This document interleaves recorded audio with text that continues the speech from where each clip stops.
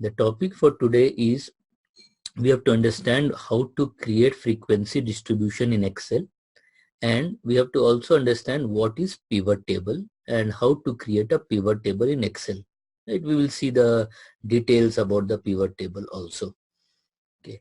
Now to start the frequency distribution, okay, so we have to understand that there are many ways to get the frequency.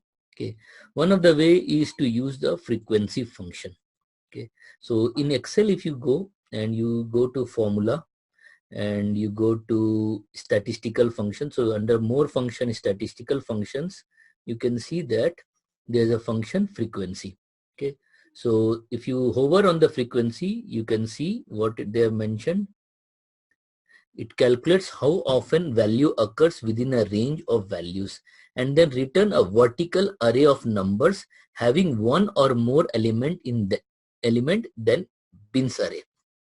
Okay, so there are certain things that are over here, so let's understand. So calculate how often value occurs. So okay, just 1 minute. Statistical frequency. Okay, so calculate how often, that is the frequency. Secondly, they talked about something called as array. So frequency function will only work if you create a formula which is called as array formula. Right? Now what is array formula and how it is different than the other formulas? So typically, like other formulas that we have seen earlier, okay, wherein we were typing a formula. So let's say suppose I want to multiply this with, let's say, this. Okay, we were typing a formula and we were pressing enter. Okay, so this is, and then we had to, if you had to multiply the 74 with 80, we used to drag it. Okay, this is how the typically the formula works. Okay, however, the frequency formula, it doesn't work that way. So if you type frequency, okay, and so the frequency takes data array. So what is a data array? So this is our data. The data I will explain. These are the name of the students and they have scored some marks in the examination. Right? So I want to know how many of them got less than 70. So we have a number 70 over here. How many have got between 70 to 80? Okay, 80 is included. How many have got between 80 and 90? 90 included. How many have received more than 90? Okay. So if I see this data array, so this is your data array, okay, and this is your bin array.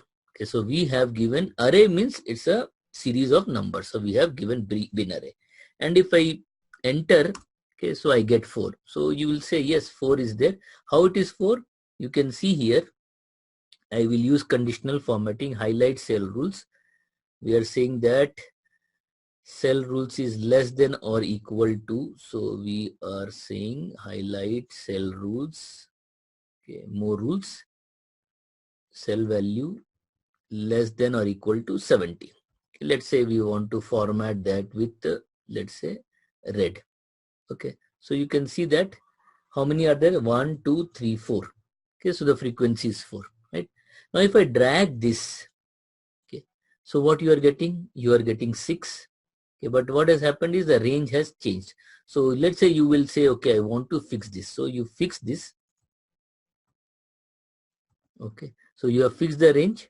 So you are saying this range is fixed, bin range and the marks range is fixed. And now you drag it. What you are getting is you are getting for 80 also 4. But if you click here and you say conditional formatting, highlight cell rules between, let's say 70 and 80. Okay, right, so with the, let's say green. Okay, so what you are getting is 1 and 2, only 2, but here you are getting 4. That means this function does not work properly. It is for all these here, it is calculating only for the first value. Okay, this is because the requirement for a frequency is that it should be entered like a array formula. So we have to understand then what is a array formula. Right? So to work with the array formula, okay, what you have to do is you have to select the entire range or array where you want the formula to come. Okay, so you select the entire range and in the first cell you write the formula. So here we have written the formula in the first cell. Okay. Once your formula is done, okay, what you should do is you should, okay, and by the way, you make it relative also, there is not a problem. Okay, you can make it relative. Okay. Yeah. One thing you should do is after you have entered your formula, you have to press Control Shift Enter. Please remember, once you have entered the formula, you have to press Control Shift Enter. The moment you have pressed Control Shift Enter, you can see it has given 4. Okay, and one of the way to identify whether the formula is array formula or not, okay, you can see here array formula will have this curly braces. Okay, so after the formula, before equal to, you have the curly braces. So like this you will not be able to see, but once you click on this, you can see that you have curly braces. Here also you see it has curly braces. So wherever you find that there is a curly brace, it means that the formula has been created using the array formula. So how do you create the array formula? Control Shift Enter. You have to combine all these three, then only you can create a array formula. So point to be noted, array formula, select the entire range. So I'll delete it again. I will show you. Select the entire range where you want the value to come. You write the formula. So frequency.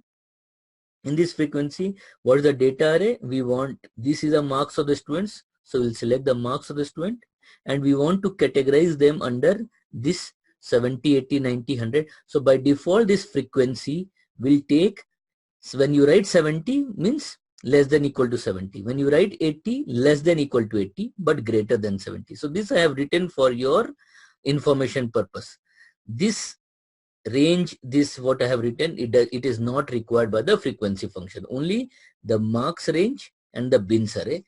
You enter, and after writing, you don't press enter, you press Control Shift Enter.